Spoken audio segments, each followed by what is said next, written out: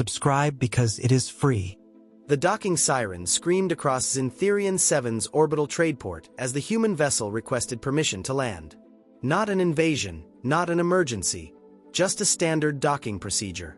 But for the crew of the control center, the approach of a human ship was enough to send half the staff into preemptive lockdown protocols.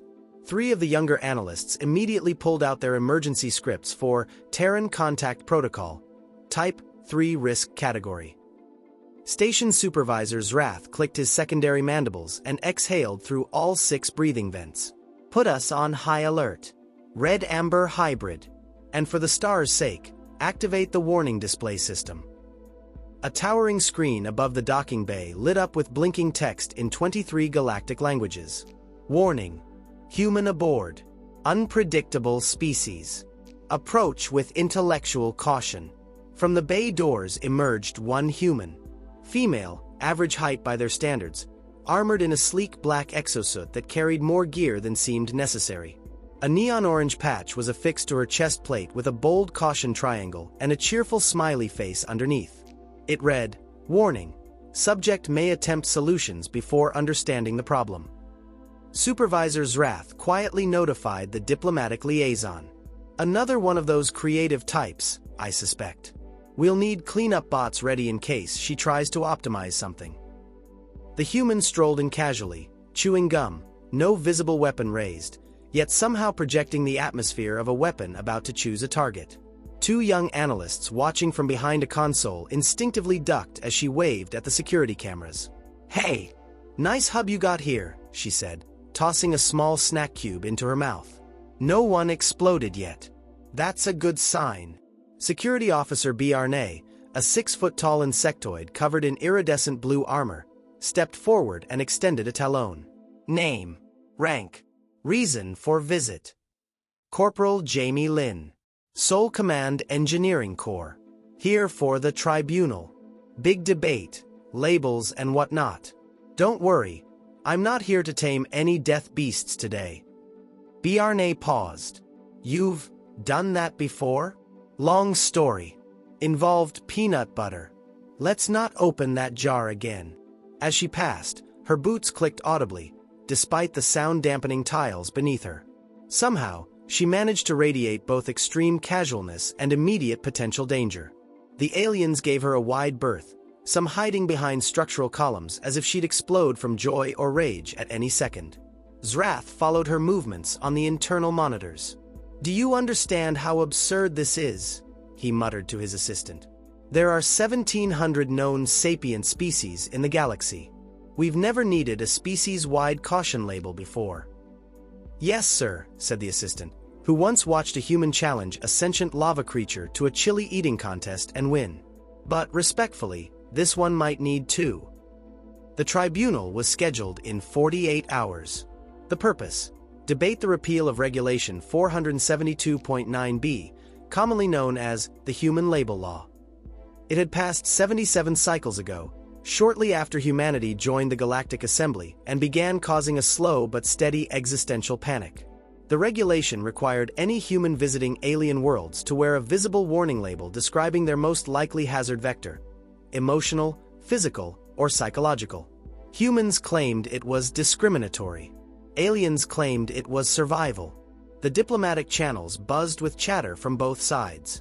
Pro-label factions cited over 100 incidents of accidental technological upheaval, social disruption, or culinary war crimes.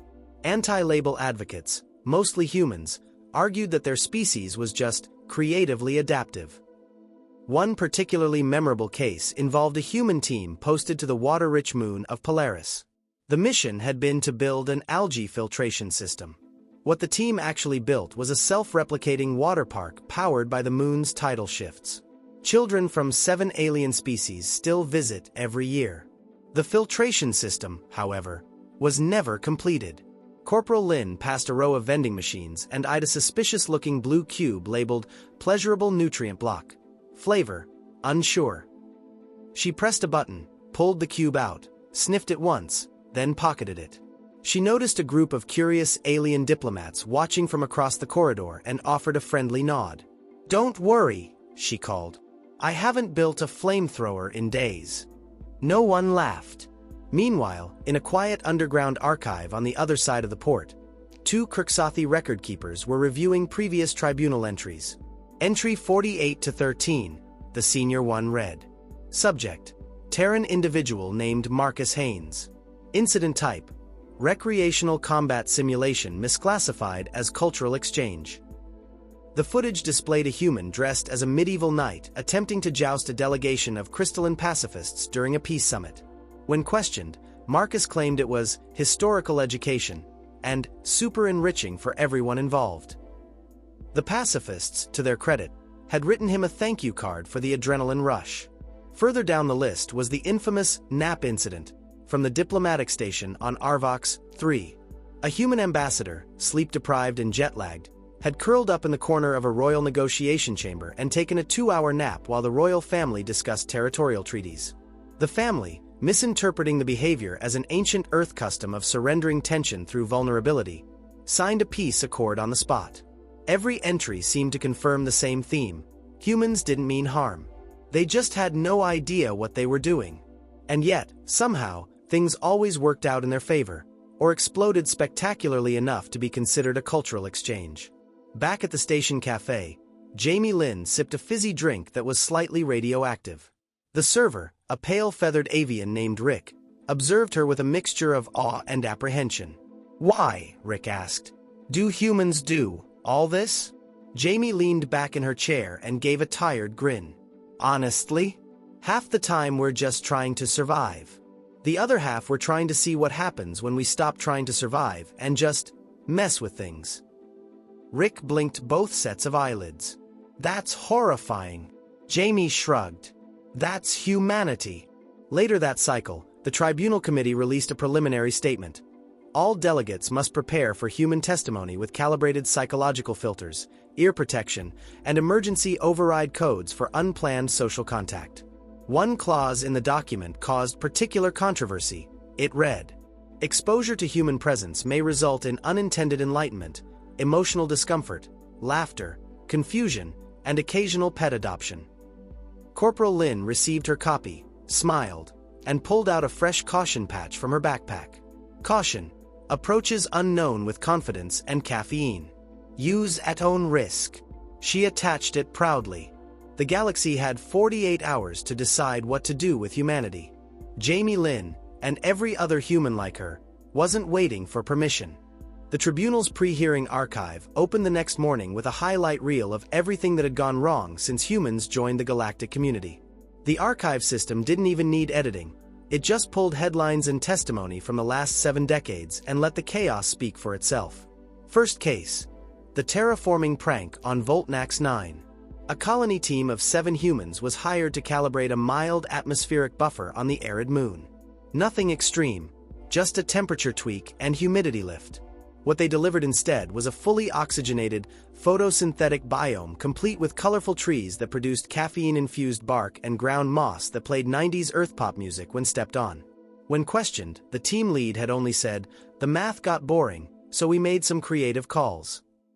Voltnaxian authorities deemed the ecosystem functionally unrecognizable. Human visitors now refer to it as Camp Crunch and book it out for spring break. Next slide. The war beast of Tal Harak. An experimental predator created in a controlled lab facility escaped its habitat and tore through 8 security drones, a reinforced blast door, and 2 armored exovehicles. Just as the local planetary force prepared to abandon the outpost, a human biologist on site did the unthinkable. She approached it, slowly, holding out a spoon filled with peanut butter. The beast stopped, sniffed, and ate it. Then it rolled over. 3 days later, it was following her around like a docile hound. She named it Snuggles. Tal Harakian officials declared the human dangerous. Earth media declared her a hero. Snuggles now lives in a rehabilitation sanctuary on Mars, where he hosts a children's holoshow. Third case: the emotional incident on Kaliri 4. A delicate summit between 3 long feuding factions had stalled for hours. Voices were rising, claws and tentacles twitching.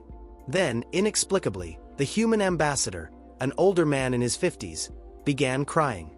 Not yelling, not pleading, just silent, exhausted tears sliding down his cheeks. The Kaliri negotiator panicked, assuming it was some kind of pre-assault chemical display. One faction threatened preemptive defense maneuvers. Another interpreted it as a submissive ritual. The oldest delegate, unsure what was happening, suggested that if the water emitter would cease, they'd all sign whatever it wanted. A peace treaty was finalized 15 minutes later. When asked about it in a press briefing, the ambassador replied, "I just really missed my dog." The tribunal paused the playback. Some of the older alien diplomats rubbed their sensory nodes in disbelief. One of them murmured, "Why are they like this?" The gallery responded with silence, and then another scroll of testimony began. A tall, glowing entity from the Esselani species, energy beings who spoke through harmonic resonance, submitted a 6-minute vibration log describing their encounter with a human teenager who had attempted to skateboard down the side of a crystalline skyscraper because it looked like a challenge. The Esselani called it reckless. Humans called it going viral. Next up, a more structured report, this time from the Varlon Empire's military. They'd run a joint training operation with Earth's forces during the Second Interstellar Unity drills. During one exercise, a simulated base was under siege. While other species coordinated cautious, efficient movements, the humans deployed smoke bombs, zip lines, and someone's pet raccoon with a camera strapped to its back. The mission parameters were obliterated. So was the base. However, they did manage to capture the flag. Afterward, a Varlon commander, normally stoic, offered a quote to the press.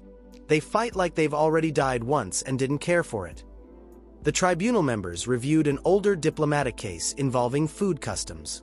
On the methane-rich planet of Graal, a welcoming feast had been arranged for a human delegation.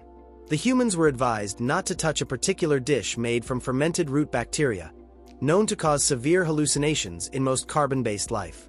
One human tried it anyway, claiming curiosity.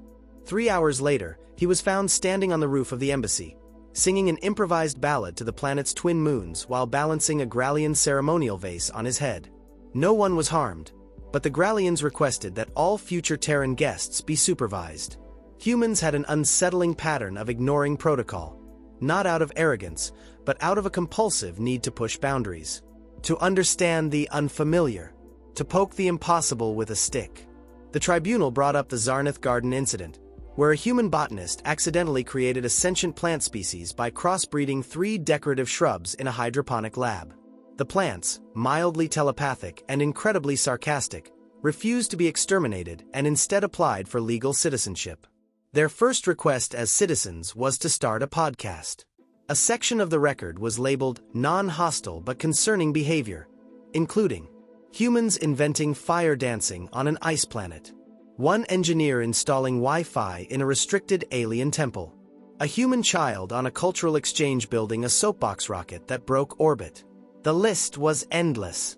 During a press break, a Galari news anchor summarized it best: "They're not evil. They're just dangerously curious." To many, humans seemed like toddlers with laser cutters. But others saw something else, something unsettlingly effective. Despite their absurd behavior, humans were survivors. More than that, they were problem solvers, even if they often caused the problems first. In one simulation, humans placed in unfamiliar environments, zero gravity, toxic air, social isolation, constant misinformation, lasted longer than any other species tested.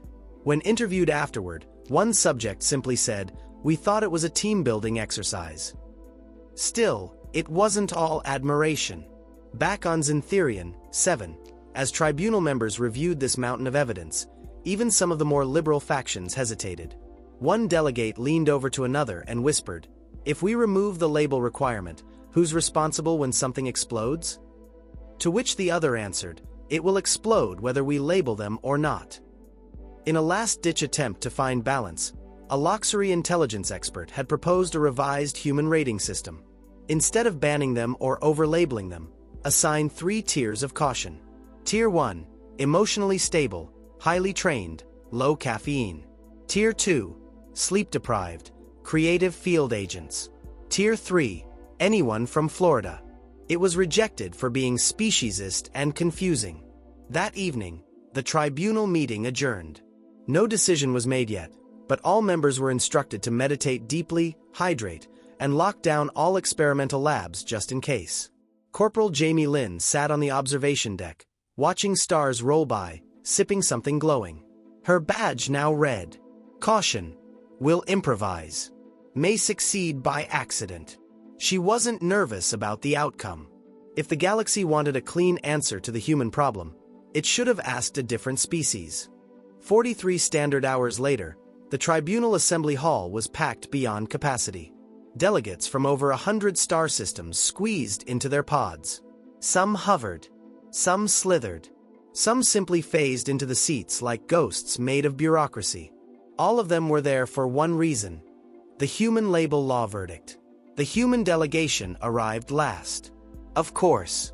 Corporal Jamie Lynn walked in with a coffee in one hand, a toolkit slung across her shoulder, and a shirt under her uniform that read, "I void warranties."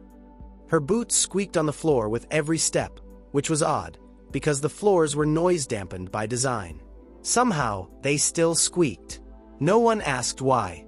Ambassador Tolan R.A. of the High Carry Coalition took the floor.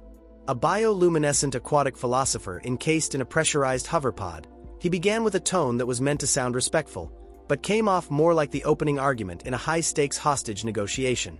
Honored colleagues, we are here today not out of malice for humanity, but out of necessity. We do not fear them. We fear what happens when they are left unsupervised. A murmur rippled through the crowd. He continued, "They weaponize creativity. They break things and call it learning. They form emotional bonds with apex predators. They solved a fuel shortage by strapping antimatter conduits to a microwave." A microwave! Some delegates winced.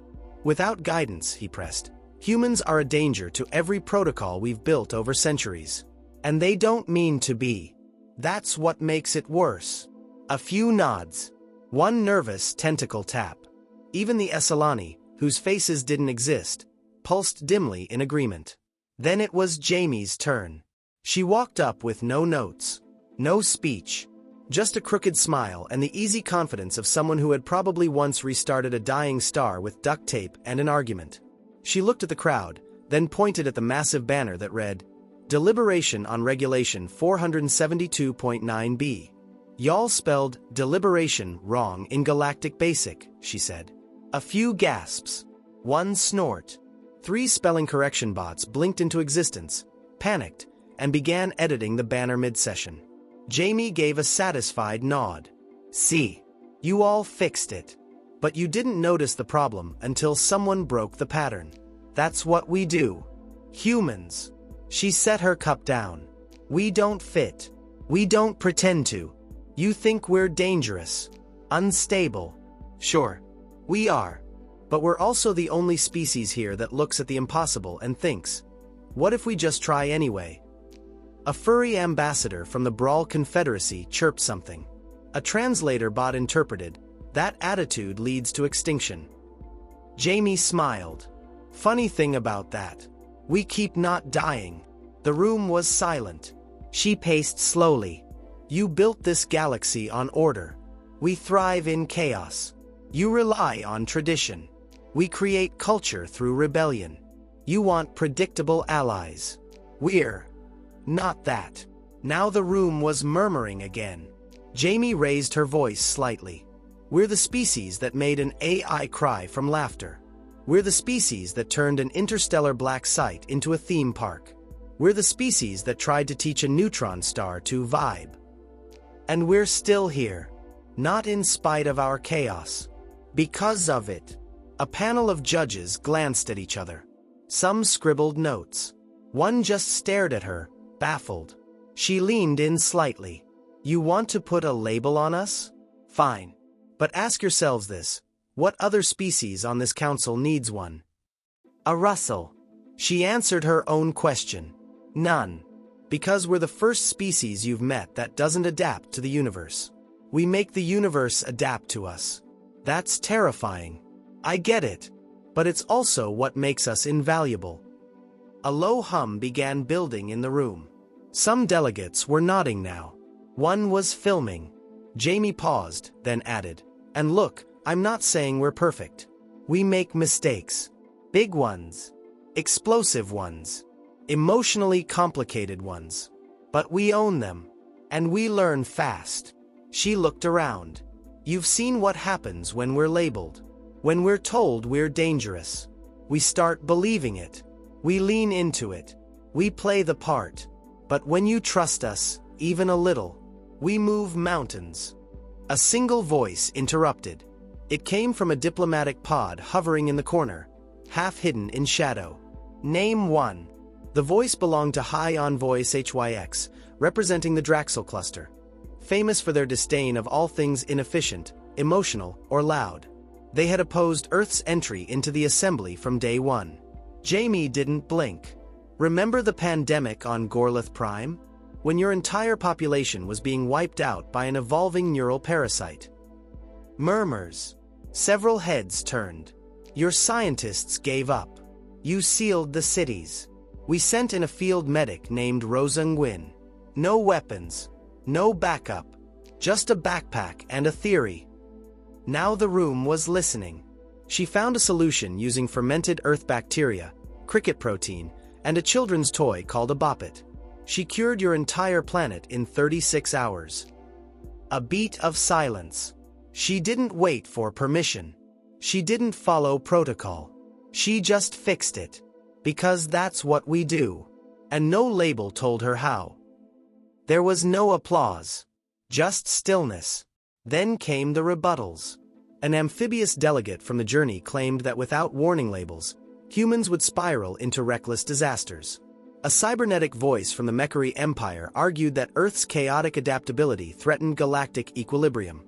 Someone from the Vexen swarm just screamed and short-circuited. Then a quiet, raspy voice spoke. Old. Come. The eldest member of the tribunal, Grand Recorder Felvox, an entity composed of memory spores and time-bonded thought webs. I have reviewed 10,000 years of galactic history, it said. In all that time, only humans have broken every pattern we relied upon. But they have also created new ones. Unexpected ones. Beautiful ones. A pause. Maybe the problem is not their chaos. Maybe it is our fear of it. And with that, the room changed. Some delegates shifted uncomfortably. Others leaned forward. Jamie returned to her seat without a word. She didn't smile. Didn't wink. Just sat down and drank her coffee like the fate of humanity wasn't hanging on every drop. Outside, in the station corridor, a maintenance drone watched the crowd through the glass. It beeped as it hovered near a caution sign placed by the janitor crew. It read, "Wet floor. Also, a human was here." The decision was delivered at dawn, Galactic Standard Time. Every screen, every ship, every data feed across the civilized galaxy lit up with a single transmission. A statement from the Tribunal High Assembly, signed and encrypted with the seal of all core member species. It was short, precise, uncomfortably human in its bluntness. Regulation 472.9b is hereby amended. Warning labels on humans are no longer mandatory. Instead, each human must carry an advisory profile card, updated in real time, subject to behavioral drift. Effective immediately. Godspeed. The reactions were instant. On Earth, people celebrated by launching illegal fireworks, frying things in butter, and opening 17 new social media accounts called Label This. One of them posted a meme of Jamie Lynn's tribunal face photoshopped onto a saint's body holding a cat and a Molotov cocktail. On Zintherian 7, it was chaos. The advisory cards, dubbed HUCs, Human Unpredictability Cards, went live as an experimental AI-tracked reputation system. But within 2 hours, the cards were already being hacked, customized, traded, and, in one case, laminated and turned into a drinking game. Jamie Lynn's card, for example, updated itself 4 times in an afternoon. Status: mildly chaotic. Likes gravity. Update: set a vending machine on fire. Accidentally. Update: rescued 3 small sentient cleaning bots from a trash compactor. Called it Tuesday. Update: wrote a poem in binary that made a Varlon ambassador cry. She framed it. The galactic community didn't know whether to laugh, panic, or both. But something interesting began to happen. At first, diplomats wore translator patches that lit up red when near a Tier 3 human, those identified by the AI as spontaneous inventors, emotionally expressive, or from rural Canada. Security teams doubled up around humans during scientific summits. Entire stations added secondary insurance just for Terran interference potential. But then, things started changing. On the mining colony of Loraxa, a reactor meltdown was imminent. Engineers from 7 species debated protocol while the temperature spiked. A human janitor named Marcus, who'd been asleep behind a storage crate, woke up, rubbed his face, and without asking, rewired 2 regulators with a hairpin and a sandwich wrapper. Crisis averted. Reputation card updated. Elsewhere, a rogue asteroid was on collision course with an outpost. The orbital defense system froze from an unknown virus. While others panicked, a human child visiting on a school field trip asked if they could try restarting it like an Xbox. They kicked the panel. The system rebooted. The asteroid was vaporized. Update: do not underestimate under 12 humans. Ever. Every day, another incident. A human named Kelso redirected a diplomatic argument using sock puppets. A nurse on Mars stabilized an alien patient using hot sauce and sarcasm. A team of Earth botanists accidentally regrew a species of extinct Eulari tree from a salad. And the rest of the galaxy started to notice something deeper. Wherever humans went, problems got weird. But they also got solved. Because humans didn't just survive entropy. They flirted with it.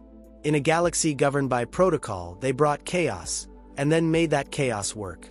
Even the Draxel began rethinking their approach. Their harshest diplomat, High Envoy SHYX, was spotted 3 weeks after the tribunal watching a human cooking show and taking notes. He later admitted under psychic pressure that Earth barbecue may be superior to war. Then came the real turning point. A new threat appeared. Not a war, or a disease, or even a black hole. Something stranger. Something older. An anomaly in deep space. Silent, vast, and wrong. A dead zone spreading across systems, turning matter into something unreadable. No signal. No energy. Just static. Advanced civilizations studied it, probed it, and lost teams to it. They called it the Null. And they were terrified. The assembly scrambled. Delegates argued. Old rivalries flared up. Entire fleets repositioned in fear of a contagion they couldn't define. And then, before anyone gave the order, a human ship flew into the heart of it. Not a battleship. Not a research vessel. A repurposed freighter with 6 engine types, a disco ball, and a crew of amateur explorers with an unhealthy love for chaos theory and peanut butter. The galaxy watched in collective horror. For 17 minutes, the feed was dead. Then, suddenly, music. From the null emerged a signal. First, static. Then rhythm. Then bass. It was a remix of Stayin' Alive. The freighter emerged, scarred but whole. Its hull now covered in shimmering, unstable energy that pulsed to the beat of Earth music. The anomaly receded. Slowly, like it was thinking. The humans aboard had survived it. Talked to it. Maybe even taught it rhythm. No one understood what had happened. But the null stopped expanding. After that, everything changed. Humans became not just tolerated, but vital. A new protocol was established. In event of anomaly, send at least 1 human. Earth status in the galactic registry was upgraded from volatile species to frontier asset. And the warning labels? They became collector's items. Ambassadors began asking humans to autograph their old badges. Younglings wore shirts that read, "Warning, I'm 1/8 human." A fashion line launched using phrases from HUC cards. One human accidentally became a spiritual guru on a planet of sentient fungi after describing anxiety as your brain jazzing too hard. Jamie Lynn, meanwhile, was promoted to interstellar liaison and decorated with the Cross of Fractal Resolve. When asked if she had anything profound to say, she shrugged. Guess they finally figured out we're the troubleshooting species. Then she handed a toddler from Venus a wrench, patted a confused time entity on the back, and walked away whistling. The galaxy had learned something. You don't label a storm. You ride it. You prepare for it. You respect its power. But you don't try to cage it. And humanity? Humanity wasn't a problem to be solved. They were the solution you never saw coming. So they kept exploring, kept improvising, kept lighting fires just to see what grew in the ashes. And somewhere beyond the edge of the known galaxy, an ancient intelligence stirred, sensing that something unpredictable was approaching. It did not recognize the species, but it felt the rhythm, and it got nervous.